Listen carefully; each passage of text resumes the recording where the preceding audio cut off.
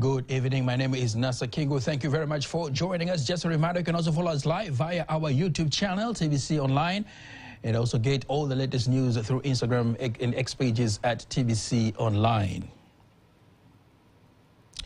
Chama cha Mapinduzi CCM presidential candidate Samia Suluhu Hassan says upon re-election, her party will continue to ensure inclusive growth that will benefit individual Tanzanians so as to build an economically independent nation.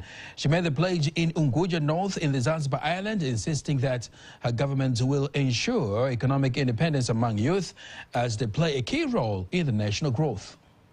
Ahadi za CCM kwa Tanzania miaka mitano ijayo ni kutenda au kuendelea kukuza uchumi na kipato cha wananchi.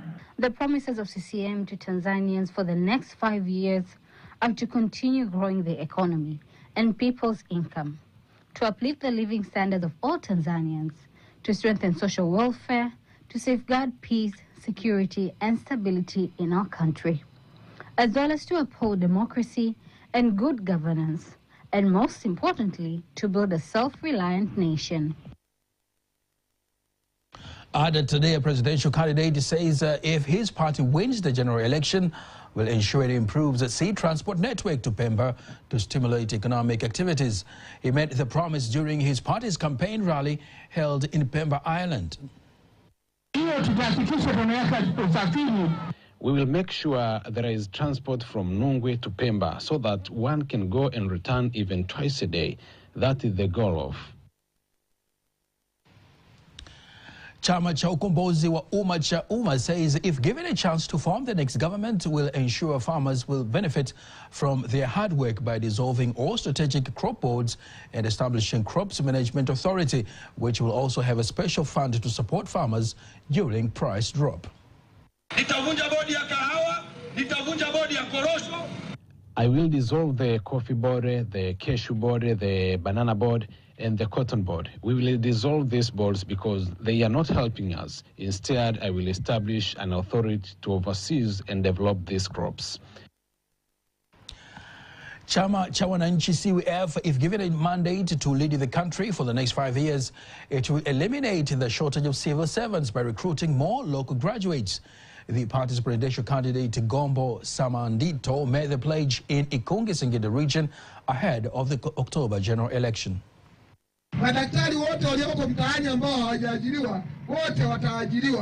All doctors currently in the streets who are not employed, we will employ. I will resolve this once I win.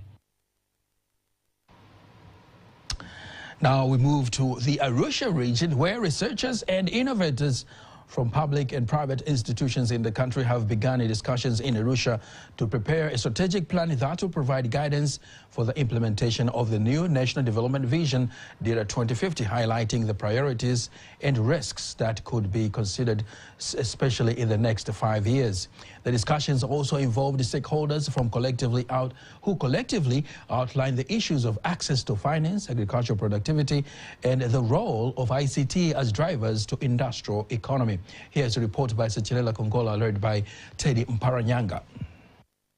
The National Development Vision initiative brings together various stakeholders from public and private institutions with the aim of preparing a strategic plan that will facilitate the implementation of the vision. Dr. Blandina Kilama, Deputy Executive Secretary of the National Planning Commission, says the discussion is an important step in uniting forces to achieve national goals. CO2 kuandaa research agenda. It's not just about drafting a research agenda, but about highlighting the nation's priorities that must be considered. We also need to understand how to design it effectively and carefully analyze any potential risks that may require attention. The Deputy Executive Secretary in charge of monitoring and evaluation, Dr. Linda Ezekiel, expresses her confidence that the vision will be implemented in a 5-year phased plan. Ukiangalia pia wadau waliokusanywa hapa ni watafiti. When you look at the stakeholders gathered here, they represent research and innovation, two critical areas. Another key catalyst is digitalization, because as we know, industry rely on power, and it is essential that we strategize accordingly. Some researchers identify areas that should be given priority, especially in the agricultural sector, and the alternative sources of financing. I have come to realize that true transformation depends on quality. It should not only focus on moving towards industrialization, but also ensure that the quantity produced meets the needs of industries, human demand, and the social services within the community. For a long time, access to funds has depended on internal income sources and foreign aid. But with new government programs, research on the grounds is showing how we, as a nation, can explore alternative sources of income to implement our agreed agendas. Minister of Industry and Trade in Tanzania, Dr. Selemani Jafo, says Tanzania is embarking on major investments in the agriculture, mining and fisheries sectors, an initiative aimed at producing sufficient raw materials for local industries to ensure that factories depend on domestic inputs rather than imports. Speaking to TBC News, Dr. Jafo insists that this initiative will generate significant employment opportunities for Tanzanians and affirmed that the government has created a conducive environment for industries to maximize the use of local raw materials. Currently, Tanzania decided to make a huge investment, especially in agriculture, so as to have raw materials for agro processing. That's one area, but on the fishing sector, we have very good initiatives, especially buying boats, fishing boats, and currently we are constructing what we call the fishery port at Kilwa. So apart from those areas, on the mineral sectors, as you know, that currently we are pushing ahead on the investment of minerals, especially gold and other critical minerals. So generally, for the investment, especially for the factories, we have a lot in Tanzania to make special investments, especially for investors locally and even internationally. One is employment for our youth. You know, we have many young generation in our country. That's one. But another one is just increasing the economy for our country. As you know, that currently we have a vision, and the vision we want to go to the middle-income country at the upper stage. So those raw materials are very important for the economic development. Dr. Jafo also stresses that the government's plan to extend the standard gauge railway to neighboring countries, including Democratic Republic of Congo and Burundi, will strengthen regional trade and enable efficient transport of raw materials vital for Tanzania's industries.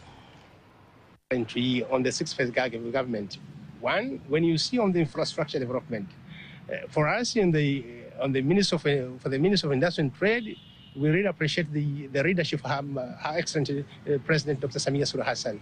When you see the construction of infrastructures, these infrastructures tend to transport raw materials, tend to transport goods, manufactured goods. But when you look on the construction of the hydropower projects, currently we don't have much problems on the power. There is a generation of 2,150 megawatts of electricity. Our factories are all working properly. But apart from that, with the huge investment on the Chuchuma and the Liganga project, we already paid the compensation, about 15.4 billion shillings, paid to the peoples, almost 1,142 people already paid. And currently we are on the negotiation stage to see if there is a possibility to start investment. So we really appreciate the government of Dr. Samia Suluhu Hassan plus the Ngaruka project, because you know that a long time ago we used to import soda ash from outside, and currently we are hoping to make investment on the Ngaruka area, whereby we already paid the compensation about 4.8 billion shillings to the people, almost 595 people. So we really appreciate the government of Madam Samia Suluhu Hassan, plus other facilities. When we look on the infrastructure development, especially health sector, education sector, we really appreciate it. From industry and trade, we move now to diplomacy, where Ambassador of Ethiopia to Tanzania, Fikadu Ayana, says he has praised Tanzania's new foreign policy and the ambitious development vision DIDA 2050, stressing that the two put Tanzania on the right track to become continental powerhouse. Speaking to TBC News in Dar es Salaam, Ambassador Ayana insisted the two initiatives will contribute a great deal to investments, trade, tourism, and knowledge transfer. Yes, Africa is affected in many ways, but we have to revert that. We have to revert from climate aid to climate investment. Over the last 3 days, different African countries have come up with several African solutions. For example, in our case, over the last 7 years, Ethiopia has planted 45 billion trees. This initiative is called the Green Legacy Initiative. There are other African countries who come up with several solutions to mitigate, adapt the climate change. Like the Tanzanian case is a good example. The clean cooking energy, in terms of energy, this is innovative solution. He furthermore says his country is about to mark 2 years of membership of BRICS, which comprises of Brazil, China, Egypt, India, Indonesia, Iran, Russian Federation, South Africa, and United Arab Emirates, is of great advantage to Ethiopia, as the organization comprises half of the world population and 40% of the global GDP. Tanzania, alongside Ethiopia, stood firm as key partners during the Pan-African struggle for liberation. Both nations contributed meaningfully to the decolonization process in Africa. Continuing in diplomacy, Tanzania and Kenya continue to strengthen their long-standing ties with a special focus on peace and security across the region. In an interview with my colleague Teddy Mparanyanga, the Kenyan ambassador to Tanzania, Isaac Njenga, emphasizes the deep cooperation between the two neighboring countries. Ambassador Njenga says Kenya and Tanzania are working hand in hand to ensure stability across the borders and beyond. He explains that the two countries have established close collaboration in tackling transboundary and transnational crimes. We have a lot of cooperation in the area of transboundary crime and transnational crime. And we work together very closely to eliminate, to share information, to share intelligence, and to collaborate efforts in various areas. Areas like poaching, we work together very well, and we belong to the same body that oversees this. We work together also in areas like, elimination of, human trafficking. We do this very well. I mean, at some point it was seen as a corridor of people coming from outside the region, transiting here, maybe going to South Africa or other parts of the world. Work together. We work together in areas to do with securing our region, our borders against terrorism threats. We've worked very well. We work together in areas like maritime security to secure ourselves against illegal, unreported, and undeclared fishing that happens within, which is a major transnational maritime crime. So we work together in these areas, and our working together has yielded a lot of fruits. Okay, yeah. That's very good. Yeah. We've recently entered the CHAN tournament. Yes. Do you think the CHAN tournament is an example that if Kenya and Tanzania are committed to reaching the global stage, we can achieve such new heights? Very good. Yes, we recently had CHAN tournament. And first of all, before we had the CHAN tournament, I want to remind our citizens that we had the Pamoja bid when we were looking for this opportunity. And largely, we won this opportunity because we did it together. So we had facilities. We could be able, and this was the first time that it was being held in 3 different countries at the same time, Kenya, Uganda, and Tanzania. And that gave us a lot of success. So it shows clearly that when we work together, our chances of success become much higher. I wish we would be able to do this in many other areas as well. So we won AFCON, the hosting of AFCON, and then CHAN came as a preparatory stage before we get to AFCON, which will be in 2027. But our teams also performed very well. The Kenya-Uganda teams performed, Kenya-Uganda-Tanzania team performed very well. All of us getting almost to the last stages, getting to quarterfinals.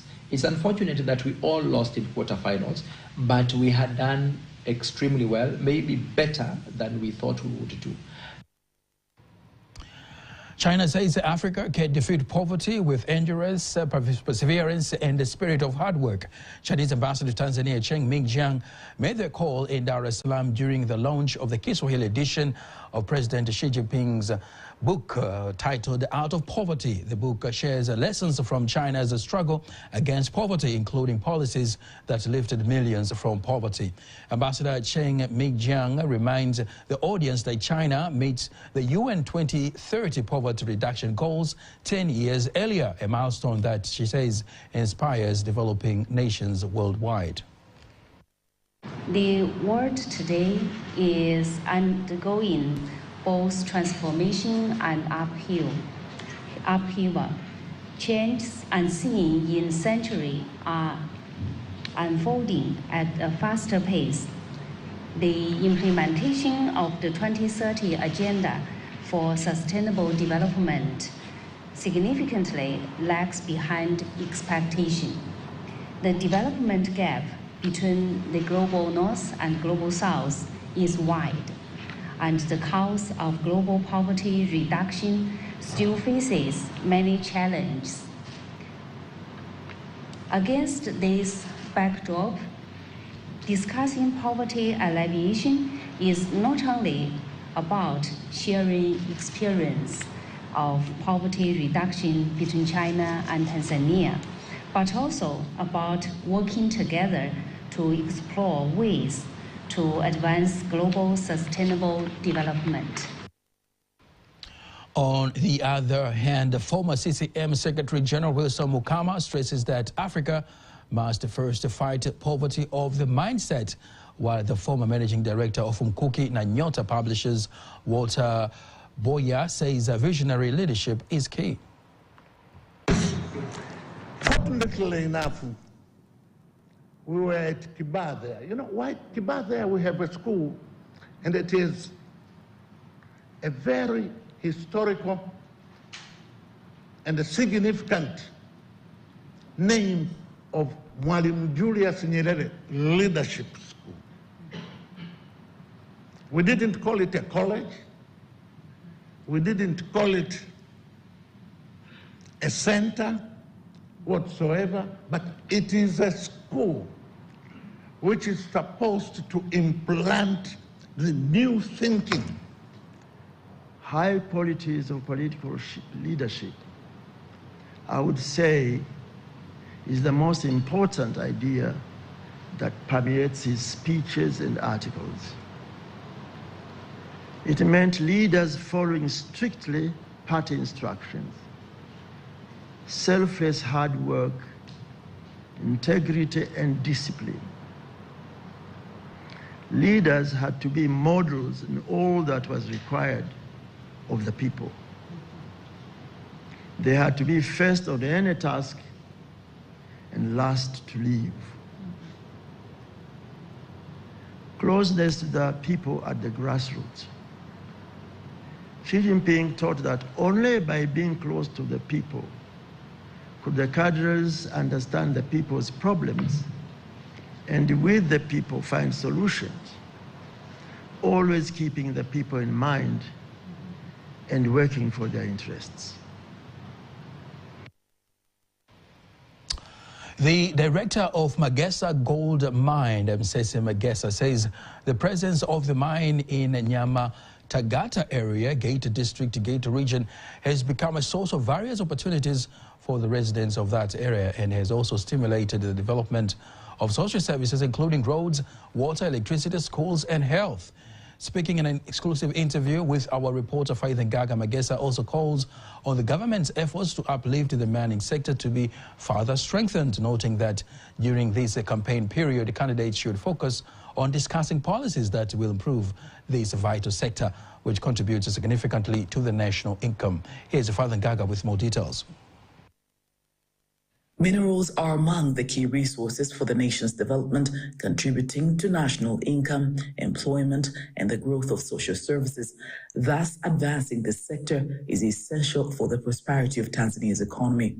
The The director of Magesa Gold Mine, Msese Magesa, says this contribution of minerals is clearly evident through mining activities in Nyamatagata, Geita, where his mine has opened up opportunities for jobs and businesses and boosted the development of social services for the residents of the area. Kwa upande wa kazi wa hapa, majirani zetu wananufaika kwa maana kwamba moja, the residents of this area benefit from the presence of this mine in various ways. First, there are those who support their lives through job opportunities. Apart from that, others have established their businesses around this area. For example, there are people who have established businesses, shops, and restaurants such that services that are needed here can be provided. We are grateful to the government, which has provided so much support over the past 5 years. We are just asking those who will be elected this year to just continue with the efforts that have been put in place already. Omba na tunachokiamini kwamba kwa wagombea au watakaoteuliwa kuwa viongozi, tunaamini kwamba wataendeleza hiki walichokianzisha. On the other hand, some small-scale miners at the mine say its presence has economically empowered them and transformed the lives of Nyamatagata residents, adding that the good cooperation between the mine and the community has been a catalyst for sustainable development in the area. I have been working here for 2 years. I have been supporting my life through this job. It has even enabled me to start my own businesses. I am a small-scale miner here for 3 years. In the past, when there was no electricity, it was so challenging. But now things have been improved to the presence of electricity.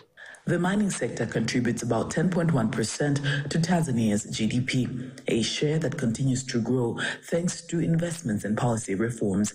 This growth highlights the vital role of minerals in the economy and citizens' well-being, making improved management and community benefits an important step toward the country's sustainable development. Faida Ngaga, TBC News, Geita. Well, that is Faida Ngaga with that report from the Geita region.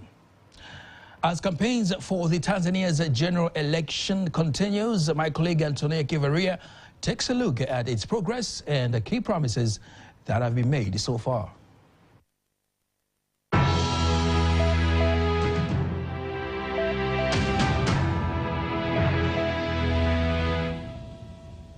With just a month away from general elections set for October 29th, political campaigns across the country are in full swings.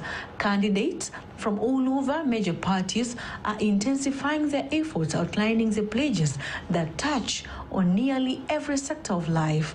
From healthcare to food security, from youth empowerment to inclusions of persons with disabilities, and from women and children's welfare to infrastructure and development, these are the issues shaping the national campaigns. Candidates are pledging to expand access to quality healthcare, improve water supply, and invest in better road networks. They say these changes will make essential services more affordable and accessible for every citizen. Whether be it healthy or education, infrastructure, trade, at the end of the day, we need a parliamentary consensus on what budgeting should go to be allocated where in our constituencies. So the citizens need to have their right to vote because they are going to have the interests articulated by the members of parliament. So at the end of the day, this is a very important season in our election. But we must also remember the dignity and sanctity of constitutional supremacy. Citizens, as well as leaders and candidates, it's our paramount duty to stand for national security interests as far as the peace is concerned, as far as our unity is concerned, and above all, as far as our social cohesion is concerned. Therefore, people need not to go into ad hominem or insults or anger and try to tear ourselves apart. We must remember elections come and go. We will always save our leaders. We should always save our country. And at the end of the day, we are Tanzanian people, and as the national anthem says, Hekima na Umoja. It means unity, and wisdom. Across the country, campaigns rallies continue to draw large crowds, with parties working tirelessly to ensure their messages reach every corner of the nation.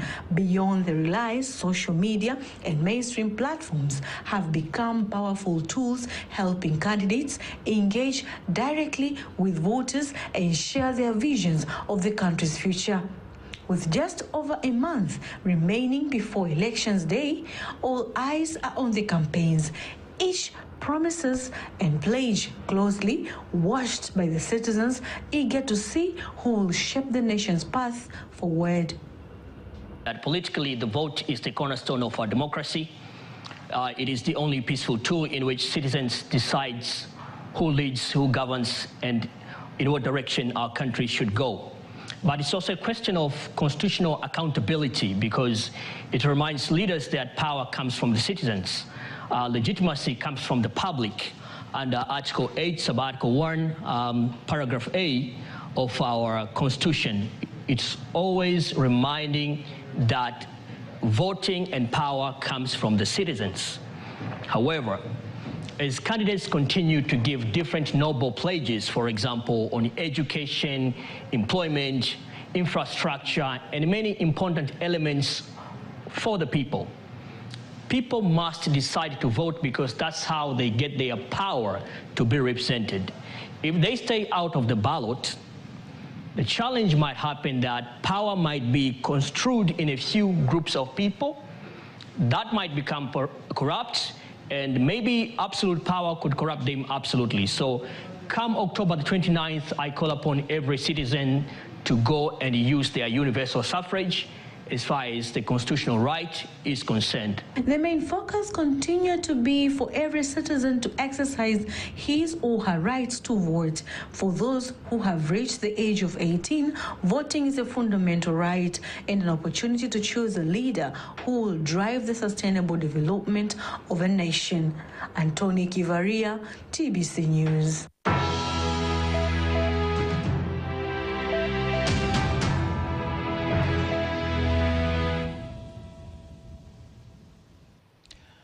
In case you missed any one of our stories, remember you can always go to our YouTube channel at TBC Online and watch anytime, anywhere. Now, before concluding the local news, let's have a look at today's exchange rates according to the Bank of Tanzania, BOT.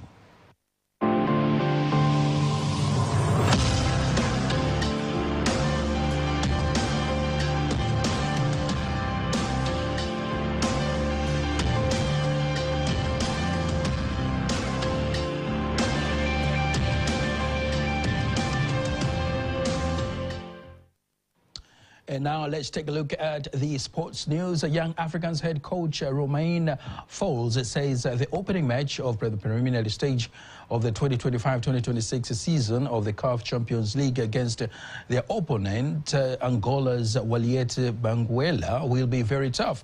Speaking ahead of the match, the coach says the CAF Champions League teams are all tough, but they are prepared to face them.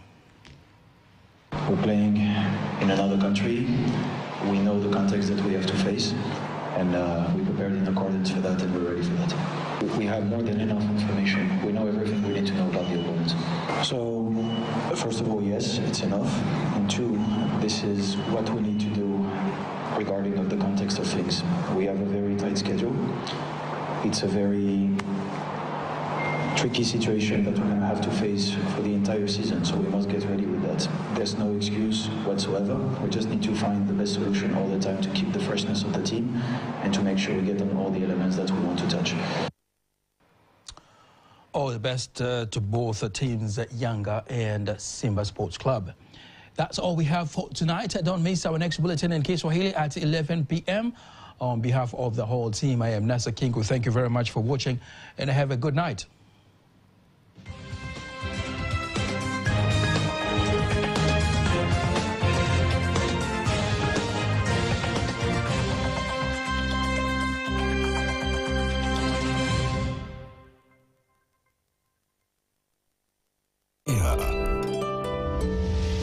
TBC1, ukweli na uhakika.